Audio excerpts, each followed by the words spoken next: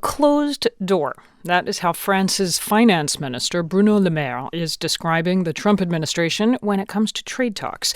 The U.S. has slapped new tariffs on more than $7 billion worth of European imports, from Italian ham to Irish butter to, of particular interest to France, French wine. Visit your local wine shop and you will find Bordeaux and Sancerre now cost up to 25% more than they did at the start of the month. These tariffs are the latest twist in a long-running trade dispute between the U.S. and Europe, and we are going to talk about that and other matters at stake between the U.S. and France with France's new ambassador to Washington. Philippe, Etienne is in the studio with me now. Welcome. Bienvenue. Thanks for having me. I do hope you were able to stock up in advance. You're not running low on fabulous French wine at the embassy just yet? No. We have plenty of good wine to offer, and we will continue to do that. This is very reassuring. Thank you. Not to make light of a very serious situation, I mentioned your finance minister. He has called this latest round of tariffs an economic and political error on the part of Washington. How so? Just explain where France stands on this. Well, yes. Economically, for us, it doesn't make sense to have tariffs and counter-tariffs. We need jobs. We need growth. The French companies, for instance, are the third largest investor in the U.S. by the number of jobs created. American companies are the first in France. And it is really something which we are proud of, and we must continue that, and tariffs and counter-tariffs will harm this positive evolution. It's also politically difficult to understand for small wine growers in France, which are hit because the American market indeed is important for them. And we appreciate that American consumers appreciate our wines. So politically, we must recall it's about a dispute which has to be settled in the aircraft industry. Yes, this is a Boeing Airbus dispute that's been playing out for years. Why should very small companies and farms have these very, very detrimental consequences? Politically, it's a bit difficult to understand, all the more that Airbus and Boeing face big challenges. They are not anymore the only producers on the markets. They have to face common challenges from potential competitors in other continents. So, my conclusion, the best thing is really to settle this dispute through a negotiation as soon as possible and to avoid tariffs and counter-tariffs. You're talking about tariffs and counter-tariffs, and this prompts my next question, because economists here are watching what might come next.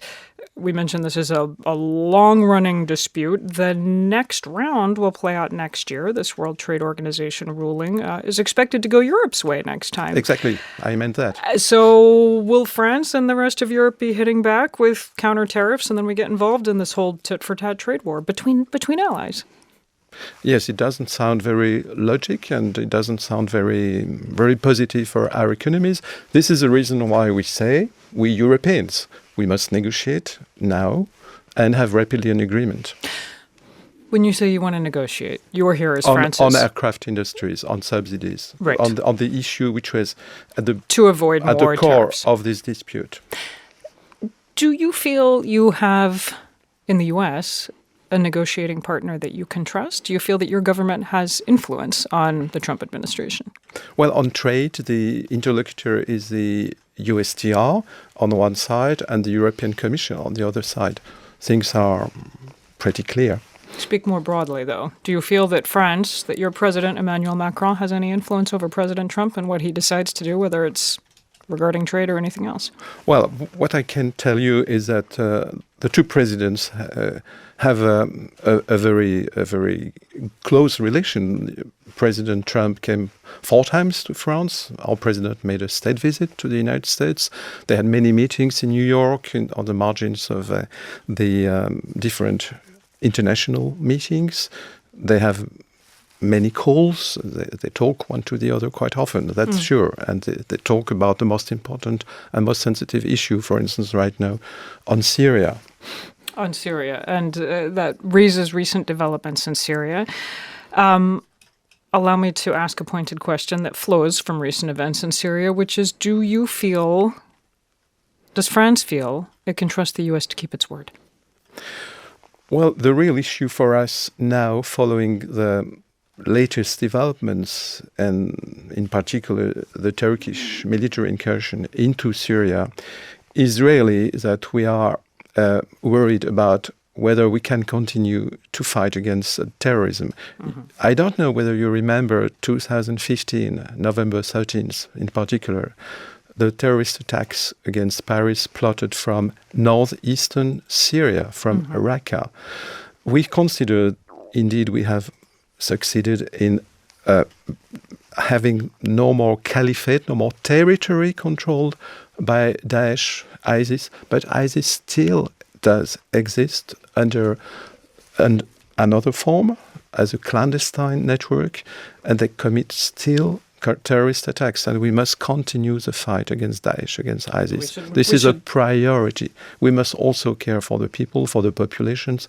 There are humanitarian issues, and we must also, of course, build a political solution in Syria. We should note that France has been very involved in the coalition against ISIS, has special forces on the ground in Syria. France is the second largest contributor to the in forces, in military means, to the coalition against ISIS, after the United States, of course, which leads the coalition. So I have to circle back to my question, with President Trump saying he wants to pull U.S. troops back out of Syria.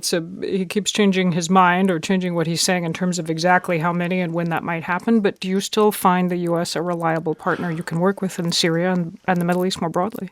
Well, we have to work together because we have the same issues, and I'm confident we will continue to work together. For this reason, we think this coalition against Daesh, against ISIS, remains absolutely essential. And for this reason, our foreign minister called for a meeting of this international coalition, which will take place in Washington on November 14th. And it's very important here to reaffirm the not only the importance of the fight against this terrorism, but also to have the US and the other members of the coalition reaffirming their commitment. You mentioned a meeting in Washington, which leads to the last thing I want to ask you in the minute or so we have left. What is it like to be the French ambassador in Trump's Washington in 2019? Is this still a plum assignment for you, or would it be, I don't know, easier to be assigned to Damascus? No, really not. For one thing, we have no embassy right now in Damascus. But anyway, it's fantastic to be ambassador to the United States. I was in Los Angeles, in Boston the last days, and of course in Washington. It's obviously a marvelous assignment. The conditions are changing, but the relations between the U.S. and France remain such important, and starting with the history. Yes. I have a beautiful portrait of Lafayette and of another Washington in my residence. Well, we thank you, and we invite her next time. That's Philippe Etienne, France's